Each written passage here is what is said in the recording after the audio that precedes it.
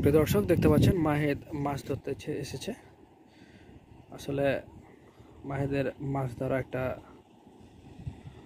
অভ্যাসে পরিণত হয়ে গেছে। সে মাছ না ধরলে থাকতে পারে না, এরকম একটা পর্যায়ে। ঠকাচ্ছে রে মাহেদ, ডুবাচ্ছে মনে হচ্ছে। ঠকাচ্ছে।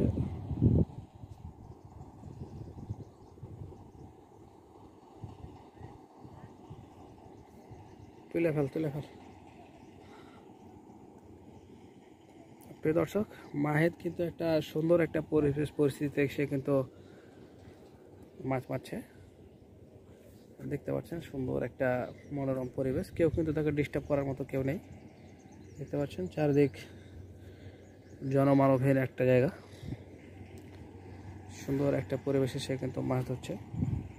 সামনের দিকে দেখতে পাচ্ছেন এটা কিন্তু সরিষা ক্ষেত, এবং তার পিছন দিকে দেখতে পাচ্ছেন এটা হচ্ছে জমির ধানের যে বিছন সেটা আর কি। এবং এরকম একটা পরিস্থিতি কিন্তু মাহেদ মাছ ধরছে। আসলে মাছ ধরার জন্য অনেক ধৈর্যর প্রয়োজন আছে, এবং বর্তমানে দেখতে পাচ্ছেন 11টা বাজে এখন। এই 11টার সময় কিন্তু আসলে দেখতে পাচ্ছেন সূর্য কিন্তু একদম কঠিন একটা অবস্থার ভিতরে রয়েছে, কঠিন তাপ ছড়াচ্ছে রোদ্রে। এরকম পরিস্থিতি মোকাবেলা করেই কিন্তু আসলে মাছ মারতে হয়। মাছ মারার জন্য অনেক ত্যাগও স্বীকার করতে হয়, সবার দ্বারা কিন্তু আসলে এটা হয়ে ওঠে না। আসলে অনেক ম্যানেজমেন্টেরও দরকার হয়, যেমন একটা ছিপের ব্যবস্থা করতে হয়, তারপরে মাছের খাবারের জন্য চাট।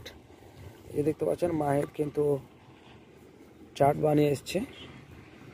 তার সাথে কথা বলে জানতে পারলাম সে কিন্তু চাট হিসাবে পুঁটি মাছের গুঁড়ো ব্যবহার করে এবং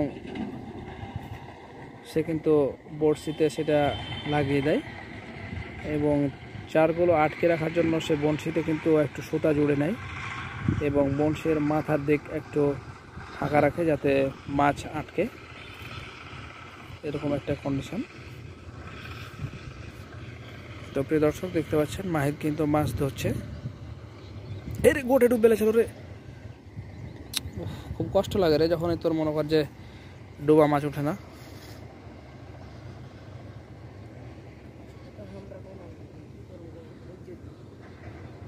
এটাই হচ্ছে ধৈর্য। আসলে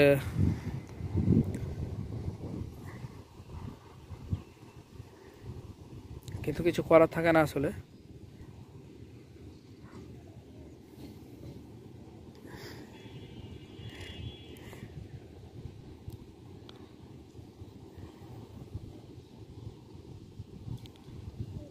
ঠকাচ্ছে কিন্তু আসলে উঠছে না।